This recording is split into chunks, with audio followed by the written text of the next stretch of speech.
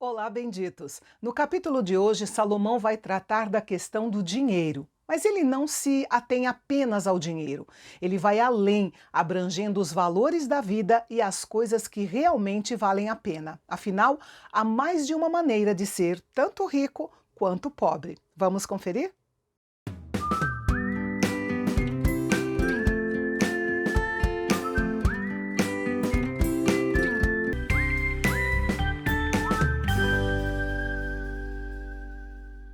Neste capítulo, Salomão dá três advertências relacionadas aos valores da vida. Primeiro, reverenciar a Deus.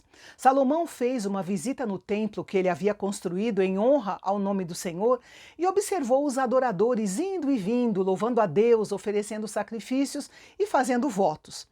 Então ele notou que muitos deles ofereciam uma adoração superficial e hipócrita. Por isso ele tratou alguns aspectos da adoração.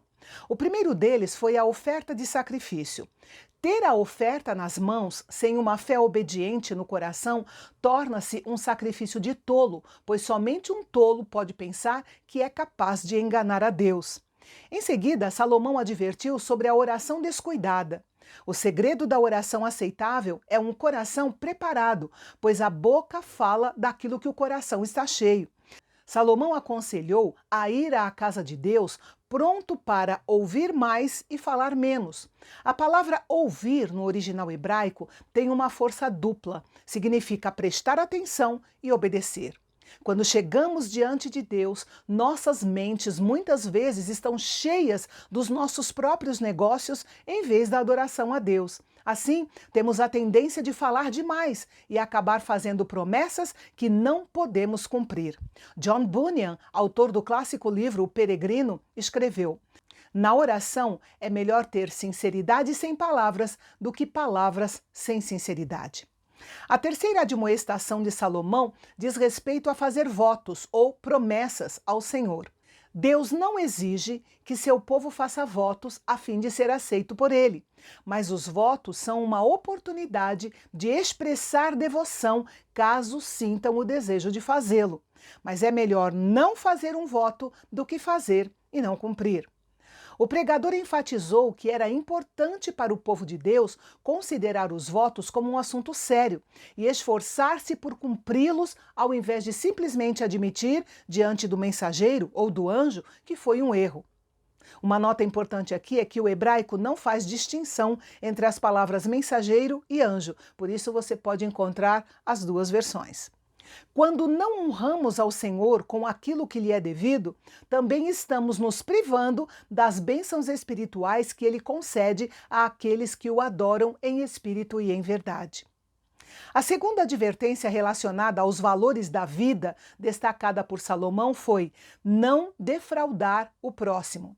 Ele saiu do templo e foi para o que chamaríamos de prefeitura, onde mais uma vez ele viu muita opressão e perversão da justiça, o que não deveria surpreender ninguém.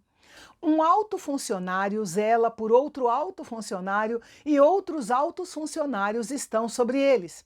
Mesmo com uma burocracia complexa e possivelmente opressora e corrupta, todos dependem do que vem do campo do fazendeiro, até mesmo o rei.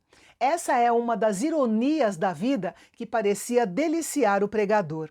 Sem o produto do campo, o rei não pode ter suprimentos para a sua própria casa e as despesas necessárias da nação não podem ser custeadas. É assim que Deus une a cabeça aos pés, pois enquanto o camponês é protegido pelo rei como executor das leis, o próprio rei depende do camponês para ter o sustento, pois uma das fontes de riqueza da nação é o fruto do trabalho do camponês. A terceira advertência relacionada aos valores da vida, destacada por Salomão, foi não defraudar a si mesmo. Salomão sabia, por experiência, que as muitas riquezas não satisfaziam, era tudo vaidade.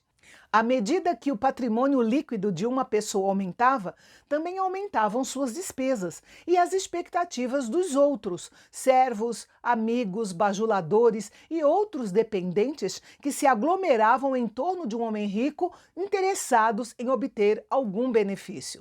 Salomão destacou que o sono do trabalhador comum é doce e ele tem muito menos com que se preocupar. Já o rico dorme pouco e tem muito com que se preocupar. Ele observou ainda que a riqueza não abençoa a vida de todos os ricos, especialmente aqueles que são avarentos, deixam ainda mais evidente a tolice de se apegar à riqueza de uma forma pouco ou nada generosa. A riqueza pode desaparecer repentinamente por algum infortúnio ou mesmo pela morte. Exatamente como veio, assim ela se vai. O homem chega ao mundo sem nada e parte da mesma forma.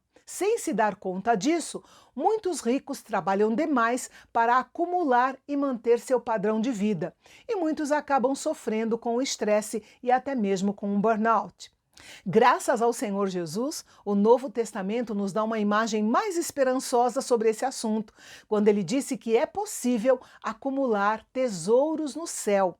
Ou seja, ninguém pode levar as riquezas ao morrer, mas pode enviá-las antes, por meio de doações generosas para a obra de Deus e ajuda ao próximo. Nos versículos 18 a 20, ainda com uma cosmovisão da vida debaixo do sol, percebemos que Salomão simplesmente esperava desfrutar tanto da riqueza quanto da capacidade de apreciá-la como sendo uma dádiva de Deus. Embora ele soubesse que as riquezas não traziam um verdadeiro significado à vida, ele entendeu que era melhor ter riqueza do que não ter, é claro. Enfim, a questão é a seguinte: se nos concentramos mais nas dádivas do que no doador, nos tornamos idólatras. Se aceitamos suas dádivas, mas nos queixamos delas, nos tornamos ingratos. Se acumulamos nossas dádivas e não as compartilhamos com os outros, somos negligentes. Porém, se nos sujeitarmos à vontade de Deus, usando aquilo que Ele nos dá para a sua glória, então gozaremos a vida e experimentaremos o verdadeiro contentamento. No próximo capítulo, Salomão vai ampliar ainda mais essa questão, tratando dos 3 grandes mistérios da vida: as riquezas sem prazer, o trabalho sem satisfação e as perguntas sem resposta. Os detalhes sobre essa nova percepção de Salomão você confere amanhã aqui no canal Bendito, o canal de Fala Fácil. Até lá!